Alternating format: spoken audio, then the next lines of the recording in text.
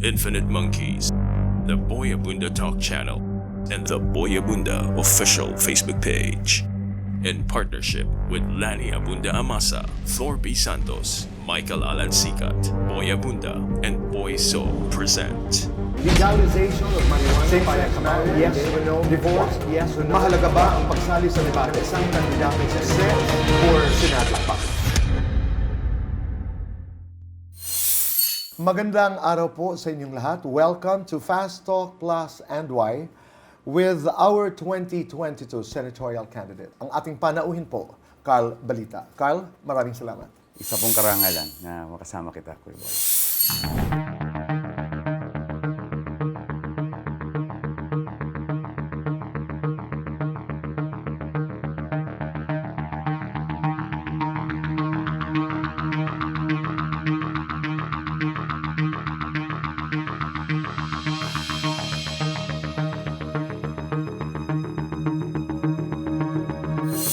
Kumusta ang buhay kampanya? Nakakapagod, pero very enlightening, very fulfilling. Kasi nakikita mo yung mga tao. Ang initial phase kasi ng aming campaign ay listening tour. So we really listen to the people and I've learned a lot, Kuya Boy. I've seen the ground. Yung sinasabi mo bang listening, may hangganan yon? After listening, do you move towards something? Or also at the campaign talaga, nakikinig lamang kayo kung ano ang isinisigaw ng bayan? Policy. We would like to okay. adopt some policies. Like pagkausap mo yung mga magsasaka, mga mangingisda, iba yung pangangailangan nila. Then we would come up with some policy as a party and as individual candidates. And hopefully, ma-translate namin into some policies and actions, yung nakikita namin solutions to the many problems. You are up against 63 other candidates. What are your chances? High, considering that I had 1 million students, Kuya Boy, since I started with my review center. 20 years with DZMM and 120 branches all over the country that I have established. And the sectors that I represent the health sector, the academic sector, the education sector, and the micro, small, and medium enterprises. After all, sila naman nagtulak sa akin to get here. You're one of 64 candidates. What sets you apart from all of them? Well, I'm the only 3 licensed professional, dual doctorate degree holder, and a real micro, small, medium enterprise that started with a small table and grew big. And I am a business leader as well. So I'm coming from these 3 sectors na masyadong affected ng pandemic, yung kalusugan, the health, karunungan, education, the learning crisis, at yung kabuhayan, especially the micro enterprises. I'm very authentic. I really came from the sector. Maraming salamat, Carl. Umpisa na natin ang ating political fast talk. Legalization of marijuana. Payag ka ba o hindi? Why? Payag medically, based on evidence-based that kailangan siya. And there are so many researches that some of the disorders can be treated by it, but it should be regulated just like the drugs that are in the use of medicine. But it should be limited to the medical use. Same-sex marriage, yes or no? Why? Yes, because after all, they are together. But of course, this is insulating it from the church because the church won't take it. But I think it's the responsibility of the state to celebrate the love that they share with each other. After all, in this age and time, I don't think gender is ever an issue. In the spirit of love, it should be celebrated. And Tito Boy, my eldest is a lesbian. I want her to enjoy the privilege, the experiences that I had as a man married to a woman twice, first in civil wedding and another one in the church. I don't want to deprive her of that experience and happiness. Nuclear energy, yes or no, and why? Yes, if it is based on the global standards being used by many countries already for cheaper source of energy, but it should be done with due diligence, using all safety nets of science and technology for it. But certainly not the one in Bataan. It should be something new. It should be the updated versions of this technology being used in many developed countries as cheap source or affordable sources of energy. Department of OFW, yes or no, and why? Very much yes. We have 10% of our population as overseas Filipinos. I don't want to call them workers, Tito Boy, because many of them are actually professionals overseas. They have very unique needs, and not only their needs, but the families also would have special needs because the social cost of overseas employment is borne on those who are left behind. And these needs should be addressed by a specific agency that could really address it. First of all, they should be guarded with a safety in their host country. Second is their reintegration. I want to emphasize on that, Tito Boy, so that yung kabayanihan nila magpapatuloy kahit sila ay bumalik. Divorce, yes or no, and why? Yes, in the extreme form, the irreparable relationship, because especially in relationships where the children are already suffering, we may have annulment and other means of separation, but they are very expensive. We have to explore divorce, to let the person free and to insulate the children from the damage of irreparable marriage or relationship. Federalism or unitary presidential form of government, and why? Federalism is ideal in the Philippine setting. We have a good example already at work, the Bangsamoro Organic Law. It's working well with BARM, and hopefully, given that they even have the conflicts there being resolved, and it's working, it's a good model, it's a good rehearsal to what could be a federalism applied in the entire country. However, the shared rule and the self-rule should be defined well so that we will not only adopt what other countries are doing, but we should create a covenant, as it is, in a very unique way that's ours. Allow POGO operations to continue in the country, yes or no, and why? No way, because we are being used. Our resources in the Philippines, they are here for something that we don't actually support gambling. I think we may open other opportunities, like our BPOs are doing well. Our KPOs are coming in strongly very soon, our maritime. I think there may be other industries that we can open, but not to adopt the operation of gambling in our land, where the Chinese would come and interact with our people not in a friendly way in many cases that we have documented. Election surveys condition people's minds, yes or no, and why? Yes, Tito Boy, there is such a thing as a bandwagon effect, cognitive biases at work, and confirmation bias also works in surveys, especially surveys that are not regulated, not scientific. They have to, more than the result, they should be able to communicate to the public their methodology and their design, and there should be ethics in it by revealing some conflicts of interest, like who sponsored these surveys. By the way, I'm teaching research in the graduate school, and I know exactly what ethical researches are, the rules that would apply, and I believe it could really create bandwagon effect. Are you in favor of charter change, yes or no, why? In the right way, yes, because times have changed, and this disruption brought about by the pandemic would open gates of opportunities for changes in our political system, in our political structure. There are so many things that have changed from 87 to 2022, and I'm even looking at probably Constitutional Assembly, whatever will be decided by the country by 2022, and referendum by 2023, and probably new form of government by 2024. The beauty of that is we will be able to bring changes that would relate to the changing global landscape, because now we're part of the global village and we have to blend with it. Anti-terrorism law needs to be amended, agree or disagree, why? It should be amended. It's not about all-out war, but all-out peace.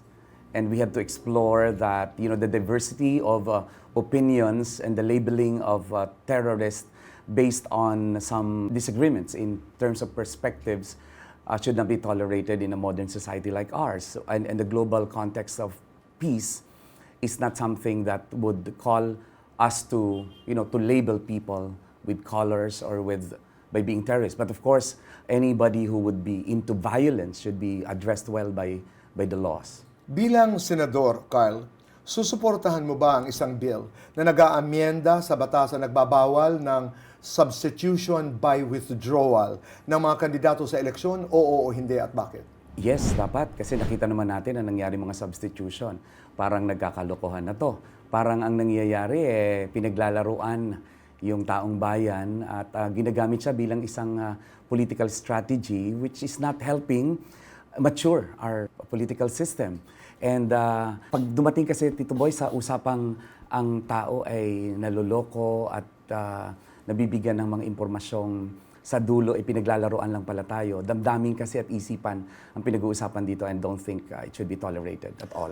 Mahalaga ba ang pagsali sa debate ng isang kandidato sa eleksyon, oo, hindi at bakit? Ako'y employer. Hindi ako tatanggap ng empleyado ko na hindi ko na-interview, Tito Boy. Kailangan ko maintindihan kung paano siya mag-isip, kung anong laman niya, at kung anong mga posisyon niya sa mga bagay na importante sa akin. Yan ay bilang isang employer sa maliit na kumpanyang meron ako. How much more ang isang bansa na papatakbuhin ng isang tao at pangungunahan ng isang taong may napakalaki ng responsibilidad. Ang mahalaga dito, hindi lang malaman kung gaano siya katalino, kung hindi ano ang tayo niya, ano ang pananindigan niya sa maraming mga issues na importante sa atin, at anong plano niya sa pamamahala na gagampanan niya kung siya ay mahahalal. Mahalaga ang debate sapagkat dito natin mabubuksan ang isip ng mga mamamayan kung sino ang tamang piliin. What is wrong with our educational system and why? I am actually proposing EDCOM, Tito Boy. There's so many. You know, ang teachers po natin, mababa ang sweldo. Ang teachers natin, masyadong maraming ginagawa na clerical and administrative works. Ang mga bata natin, 1/3 of them are malnourished. Marami, sobrang dami. Ang 1/4 of our schools don't have potable source of water. You know, ang curriculum natin ay kailangan mag-adjust to the Industry 4.0 na binabago ang demands of the world of work. Bilang ka isa-isahang guro, Tito Boy, na tumatakbo dito at doktor ng edukasyon. Ang gusto ko mangyari, pag-aralan natin ng malalim at malawak ang edukasyon, na tignan natin ang bawat anggulo nito at malaman ano ang dapat gawin for the post-pandemic times. Philippine political polarization is predatory, almost cannibalistic. Agree or disagree, and why? Yes, it is. Especially if we will limit it to two opposing koponan. Sabi nga ni Isko Moreno na matagal nang nag-aaway-away at nagiging dahilan kung bakit nagkakawatak-watak ang Pilipino, nag-aaway ang mga magkakapamilya, nagkakaroon ng iringan ng mga magkakaibigan. At ito ay nakikita natin lalong-lalo na sa social media na kung tutuusin na hindi dapat. Kung natutunan lang natin ang tolerance, which means yung gusto mong maintindihan, seek first to understand, then to be understood, palagay ko maganda, pero hindi natin nakikita yan sa takbo ng social media at sa very polarized society. At in the end, baka hindi natin makuha ang unity na gusto natin na magpapatakbo ng bansa. Will you support a bill banning candidates facing charges from running in the elections? Yes or no, and why? Depende sa case sa kaso, Tito Boy. Kasi kung alam mo naman sa demokrasya, you are presumed innocent unless you are proven guilty. Ang kahalagahan nito ay kung siguro ikaw ay convicted at recorded convicted of a crime of moral turpitude, I don't think they should be allowed to even, because ako even as an employer, I probably won't take that person. How much more to lead our country and to give resources that are too much, especially kung may kinalaman sa pera. Napakadelikado kasi bibigyan na naman natin sila ng daan-daang milyon at bilyon na access to our resources, may background sila convicted na nagnakaw sila or nangulimbat ng kaban ng bayan. I don't think it should be prevented. Party list system. Is this an effective means to prevent traditional elitist politics? Yes or no, and why? Originally, it would have represented the marginalized, but the way it's going, alam naman natin, wag na tayo maglokohan, pero alam natin kung sino ang tumatakbo sa party list. At alam natin na ma-accredit ka lang sa party list, alam at sinasabi na napakalaki ng perang kailangan mo. How much more to win, and how much more kung ang kalaban mo ay alam mo namang galing din sa mga political dynasties. In fact, sila yung mga may local government roots at sila yung mga part ng dynasty. And I don't think it serves its purpose. It has to be revisited. The party list had a very good concept, but the way it's done, it's bastardized, Tito Boy. Cheating happens during elections. Yes, no, why? When there are vote buying, there's cheating. And I would say, yes, it's happening. Hindi kailangang nakawan nyo ang boto, yun lang bilhin nyo ang botante at gumamit ng mga estratehiyang ibang mag-shade para sa isang botante at magtakutan ng mga botante base sa binayad mo. That's already a form of cheating because election is supposed to come from the free will and intellect of that person. At kung pinilit mo yan, binayaran mo yan, nawala ang free will. And in the spirit of democracy, once the free will is detached with knowledge, it doesn't make sense, Tito Boy. Senate investigations are a waste of public funds. Agree or disagree, and why? Anything too much is a waste. We have seen that. We have seen so much of this investigation in aid of grandstanding attention. And that's something we would like to discourage because ang dami-daming batas ng Pilipinas. We have 12,000 laws, Republic Acts at that. Singapore would only have about 500, around 500. Can you imagine that? I mean, legislation should actually codify this so that they'll be put into omnibus laws so that kumonti yung batas natin pero ma-implement natin. And I think there will be more values into looking into the existing laws than just investigating in aid of legislation. Allow or disallow Philippine-China joint exploration in the West Philippine Sea, and why? It could be allowed if there will be good agreement and clear sharing should we find some resource that are obviously there. The advantage of that is for us to be able to tap into the resources that they have, which we may not be able to have at the moment, but it should really be governed by a very good contract and relationship that would put premium to what would benefit the Filipino people and our Philippine economy. Ayokong mangyari doon sa exploration na yun, nangyayari sa mining na, nakukuha nila yung resources natin tapos hindi naman natin mapapakinabangan fully, parang kumurot lang tayo sa napakalaking resource. Ika'y pinalad na manalo sa pagkasenador ng ating bayan. Would you want to become Senate President? Yes, no, why? If Isko wins and I win, we come from the same party, that could be a possibility. But I would like to give respect to those who are seniors in the chamber. I would give it to them, but I would love to handle some of the committees that resonate with my profession, with my expertise, and with my advocacy. Carl, what for you would be a practical solution to reduce the traffic problem in the country, and why? Optimize the work from home. We have done it for 2 years. If you're able to optimize this, school need not be a 5-day thing a week or an 8-hour thing a day, and the work need not be 5 days a week. If we can only optimize the lessons learned during the pandemic on the work from home, we'll be able to address that. We also have to efficiently develop our public transportation system. We have to assist the public transportation so that it will be more efficiently managed. Alam mo, dito sa atin, gusto natin, bumaba tayo mismo sa harapan ng gate natin, ang lit-lit ng binayad, unlike in other countries na may mga stop lang talaga. We really have to revisit our traffic situation. Pharmaly scandal. Niloko ba talaga ang sambayan ng Pilipino? Yes or no, and why? At the rate is going in the investigation and based on the evidences presented, yes. Ang malungkot dyan, Tito Boy, yan sana yung napunta na lang sa health workers natin para hindi sila umalis ng bansa. Yan lang sana, ipatayo na natin ang mga ospital para mas handa tayo kung magkakaroon tayo uli ng surge. Sana napagawa natin ng mga field hospitals yan or na-develop natin yung mga test, yung mga scientists natin naka-imbento ng mga test para instant na tayo nag-i-import, dapat tayo na nag-e-export ng mga test natin or mga gamot tulad ng virgin coconut oil and lagundi na proven by science already that are effective in the management. We should have used that money for something more sustainable and more beneficial for the Filipino people in the long term. Pwede pa bang bumaba ang buwis ng mga empleyado? Oo, hindi. Bakit? Dapat magkaroon tayo ng ibang sources kasi with the new laws that are allowing liberalization in foreign investments, there should be more revenue coming from these industries rather than, kagatin natin sa leeg yung mga empleyado na alam naman nating hikaws na din.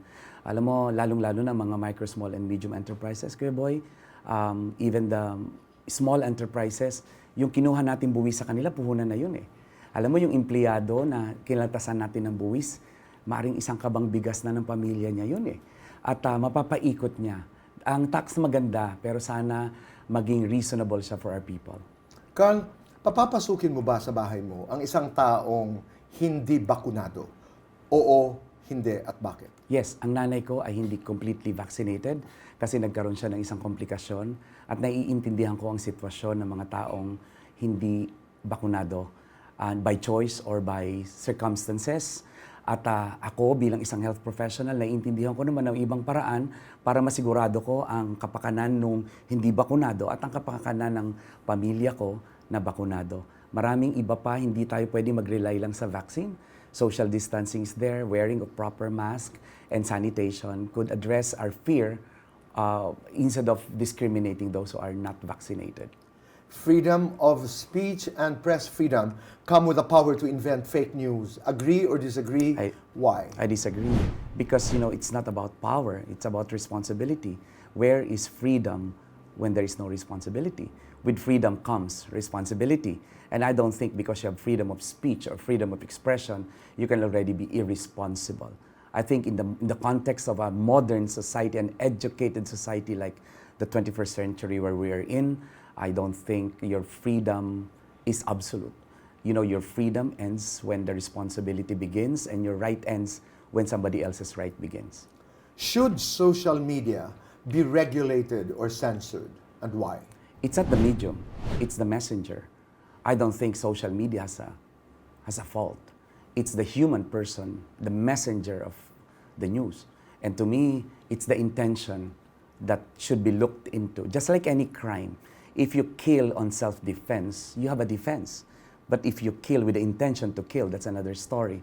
In the same way that if you're wrong because you did not know and you become irresponsible, maybe you commit a mistake. But if you intentionally make it wrong to dampen fake news or to miseducate, especially the young, it should be taken seriously with the full arm of the law. Pinalad kang manalo bilang senador ngayong 19th Congress. Your first privilege speech, ano ito at bakit? Ang first privilege speech ko ay ang pagsasabi na kailangan nating alagaan ang mga tagapag-alaga. Yan ay sa mga ospital, sa mga community health kasi Tito Boy, mauubos po ang ating health professionals kung hindi natin sila aalagaan. At isa rin sa mga nag-aalagang itong ating mga guro. Alam nyo, ang sweldo ng guro, 24,000, ang domestic helper, 37,000. That's why Hong Kong families would like to recruit our teachers. Imagine yung bonus na sila ay teachers na katulong nila sa bahay. I-reveal ko sa buong Pilipinas at sa halls of Congress na kailangan nating alagaan ang mga guro, ang mga health professionals, ang mga micro-enterprises as well. Carl, how much are you worth and why? In terms of pesos, I have worked all my life. I have been responsible in doing business. I'm not poor. I have a resort that's probably worth 100 million. Some farms, a good house in the village, some cars. I have not computed, Tito Boy, but I'm saying I'm not poor. I have hard-earned wealth, money, but I'm not spending it, and I'm not gonna be corrupt. That's an assurance. How do you want people to remember you as a senator at bakit? I want to be remembered as the senator who would look into those that others have not seen, like the welfare of the heroes that we called but we neglected, the nurses that we called heroes but we delayed in giving their allowances, the teachers we called by many names yet we have not looked into in terms of their needs to grow professionally, the micro-enterprises who we thought were just earning money for themselves but during the pandemic actually were looking into the benefits of their workers, Tito Boy. Ang alam ko, ang puso ng mga maliliit na negosyo ng panahong yon, inilalaban nila ang negosyo nila dahil kailangan nilang itayo ang pamilya ng mga empleyado nila. Kung ikaw ay may superpowers, anong problema ng bayan ang unang susolusyonan mo at bakit? Poverty. Sobrang poverty, Tito Boy. May mga a-attend sa amin sa rally, wala silang pamasahe pa uwi. With the hope na kakain sila, may magpapakain sa kanila. I can see their eyes full of hope. Ang nakakatawang tanong ko lagi sa kanila, sino dito ang walang pera? Pag nagtaas sila ng kamay, tumatawa sila. Anong nakakatawa? Sabi ko sa kanila. Yun pala, ang sagot nila ay dahil nakakakita kami ng pag-asa. There's so much poverty, especially in the countryside, especially the farmers. Kawawa sila, Tito Boy. If I can only provide them the resources that they need and the technology that they need to save them from their situation, I'll use the superpower to do that. Carl, that ends our political fast talk. That was fast. Punta na tayo doon sa light and funny and a bit naughty fast talk ko. Ano yun? Carl, lights on or lights off and why? Lights on, but I don't want to be surprised with what I cannot see. Best time for sex and why? Morning, kasi pagod na ako sa gabi. You are up against 63 other senatorial candidates. Kung may isasama kang isa sa kanila sa langit, Sino ito at bakit? Si Samira Guto. Yeah, because she is really a woman from crisis. Kung meron kang isasama sa impyerno, sino at bakit? Nako, yung pwede hindi pangalanan? Okay naman. yung pabalik-balik na ayaw nang umalis, ginawang karir ang pagiging senador. Yes or no, Carl? Does size matter and why? It's how many times you can make it rise. Sex or Wi-Fi? My age Wi-Fi. Sex or chocolates? Sex is good. Sex or Senado? Senado muna. Huling katanungan, Carl.